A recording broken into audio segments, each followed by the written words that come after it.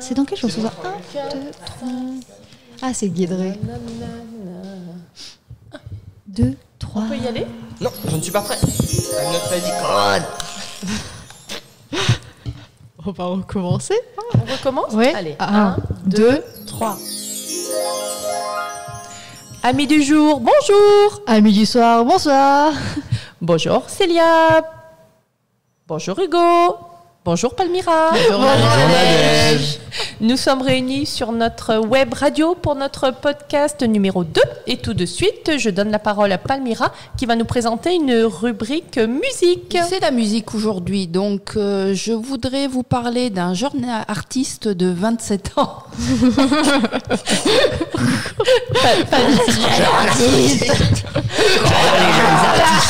Je suis désolée, Claire. J'adore les jeunes artistes. Palmyra Du coup, ça.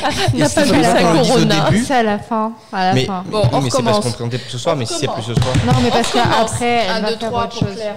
On recommence. 1, 2, 3. Amis du jour, bonjour. Amis du soir, bonsoir. Salut Célia, salut Hugo, salut Palmyra. Salut Nadège. Comment ça va?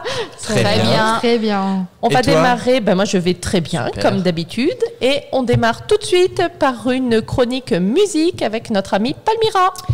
Alors, je vais vous présenter aujourd'hui un jeune artiste de 27 ans pour qui j'ai eu un gros coup de cœur. Très gros.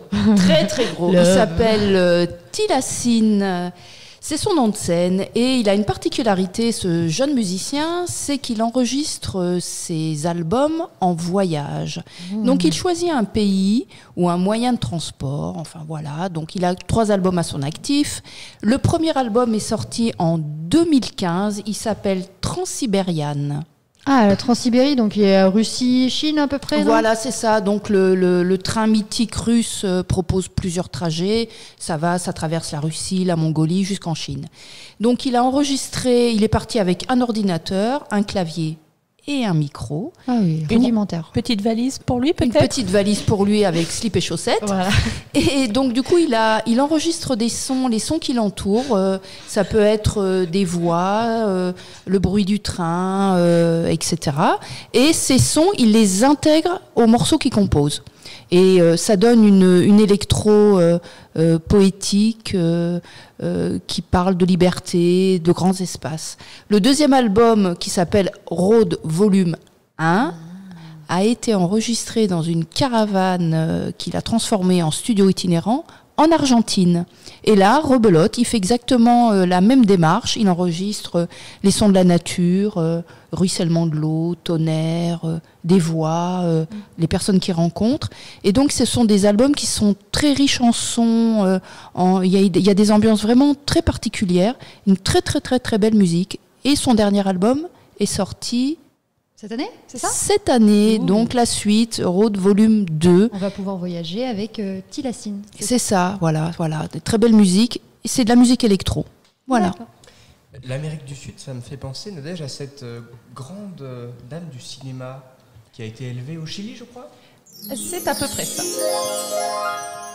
Je vais vous parler de façon très succincte aujourd'hui, une formalité me concernant, d'Alice Guy Blaché.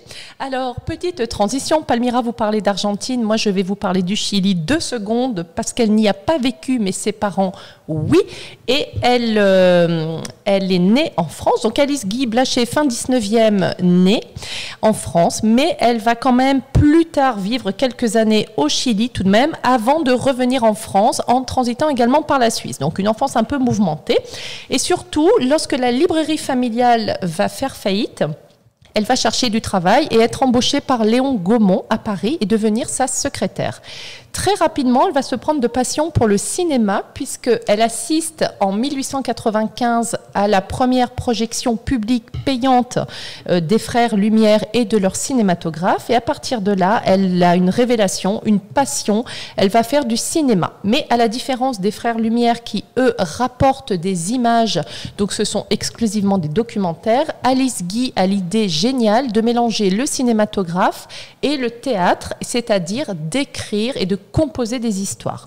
Donc elle sera réalisatrice, scénariste, elle s'occupera des décors, des costumes, du casting et elle va réaliser une multitude de petits films pendant un certain nombre d'années en France, puis ensuite aux États-Unis.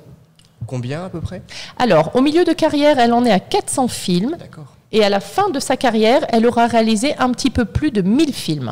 Effectivement, énorme, ouais. hein. C'est quand même énorme. C'est un travail qui a été extrêmement long, jamais fastidieux, puisqu'elle a pris énormément de plaisir à tourner et en France et aux États-Unis. Elle va s'y implanter quelques années avec son mari, donc Herbert Blaché. Elle va avoir ses propres studios, faire construire ses propres studios à Forlì. Juste pour rappel, Léon Gaumont lui avait fait construire en France, à Belleville, des petits studios. Et elle va terminer sa carrière en rentrant en France, ruinée à cause de son mari. Et là, ce sera le drame puisqu'elle ne fera plus jamais de cinéma. Elle ne sera pas réembauchée par Léon Gaumont, qui sera probablement jaloux du succès qu'elle a pu avoir outre-Atlantique. Tu m'étonnes, hein. Et de toute façon, c'est une femme. alors. aussi parce que c'est une femme. ouais. Voilà, Et- c'était une femme et je pense que c'est la raison principale pour laquelle elle n'a pas été réembauchée. Elle n'a donc eu aucun prix, aucune reconnaissance? Alors, en tant que cinéaste et du temps de sa carrière, non, elle n'a D'accord. reçu aucune récompense, aucun prix, mais heureusement, Louis Gaumont, en 1958, avec l'aide d'Henri Langlois, va demander au gouvernement français donc de lui donner la Légion d'honneur et elle recevra la Légion d'honneur qui va récompenser l'ensemble de sa carrière, mais qui est une moindre récompense au vu des années de travail, de labeur, et elle s'est toujours déclarée elle-même comme étant la première femme cinéaste au monde, une pionnière, et malheureusement, elle ne sera que très tardivement reconnue comme telle, mais c'est un très grand nom du cinéma, Alice Guy Blaché. Merci Nadège. C'est pas moi. C'est à Célia. Alors, je vais vous parler d'un album qui s'appelle Nous sommes là. Nous aussi. Une note concernant la vie sur la planète Terre. C'est un album d'Oliver Jeffers. Et alors, Oliver Jeffers, on le connaît aussi pour Perdu retrouvé ou Rébellion chez les crayons. Des albums pour les enfants, hein. Et cet album, il est un peu particulier parce qu'il l'a écrit durant les 2 premiers mois de la vie de son fils et il cherchait à tout lui expliquer pour qu'il puisse tout savoir. Et c'est un album empreint d'humanité.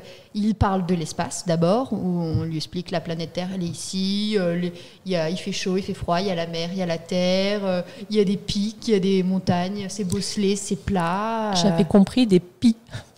Oui, il y a des pics Il y a aussi. aussi des pis. Il y a des Bien pics et sûr. des pics.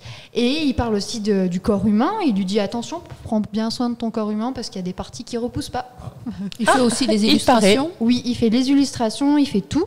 Et il y a une deuxième partie dans l'album, ça parle des gens, mais aussi de la diversité des personnes qu'il y a sur Terre et de la diversité de la faune et de la flore. Et il appelle à la tolérance, qu'il faut, quoi qu'il arrive, être gentil parce que sur la planète Terre, on est beaucoup, il y a de la place pour tout le monde. N'oublie pas d'être gentil, même si tu comprends pas les animaux parce qu'ils ne parlent pas ou si tu comprends pas les autres personnes. Sois gentil, sois tolérant et on est tous différents, mais on n'est jamais seul sur Terre et on se comprend tous. Voilà. On peut tous vivre ensemble. Voilà, on peut tous Un vivre beau ensemble. message, oui. Voilà, et c'est un message empreint d'humanité, de tolérance, de respect pour son fils. Et c'est ça qui est beau. Et voilà, il y a plein d'humour dedans. Vous connaissez la C'est pour stratosphère. quel âge? C'est à peu près un Eh album. ben, c'est pour les enfants, donc c'est 3, 5 ans, 3, 6 ans. Et puis même plus en tant qu'adulte, on peut le Oui, on y lire, trouve le autre chose, voir. oui, Et bien oui, sûr. on trouve autre chose parce qu'il nous explique comment se passe se perdre avec la carte du ciel. Oui. Donc il y a la petite ours, tout ça. Donc il y a même nous des petites choses qu'on peut découvrir et il y a de l'humour. Donc il y a plein de choses à regarder. Et Super. voilà. En résumé, n'oublions pas d'être gentils, Oui, toujours avec tout le monde, même Et sans les... Même avec les fourmis. même Voilà, avec les fourmis. Surtout avec les fourmis. Sachez qu'elles peuvent porter leur poids, voire plus. Oui, 3, 4, jusqu'à 5 fois leur poids. Voilà, donc moi j'arriverai jamais à porter mon poids. Et sur cette belle Bah, tu le portes en transition, marchant. Ah oui, c'est vrai. on vous dit à très bientôt. Ah non, attends. On vous embrasse. Non. Ah, une dernière petite info. Célia, oui. qu'as-tu à nous dire? Alors, la médiathèque, dans le cadre d'un partenariat avec les Lits du Sud, a reçu Germaine Cobo et Bella Lawson dans une parenthèse d'une parenthèse des Nuits du Sud pour une rencontre avec ce duo, ce duo à la médiathèque. Donc musique, découverte de leur... De l'électro-africaine. Voilà, de l'électro-africaine. Et voilà, c'est tout à la médiathèque. Et tous les documents qui vous ont été présentés aujourd'hui, je le rappelle, sont disponibles, bien sûr, dans les sections de la médiathèque. Et pour rappel, tout l'été, vous pouvez emprunter autant de documents que vous voulez. Il faut juste arriver à les porter pour autant de temps que vous voulez. La Super. médiathèque freinée, rien ne peut la freiner. À très bientôt. À Gros bientôt. bisous. Au revoir tout le monde. Au revoir. Au revoir. Même pas le corps.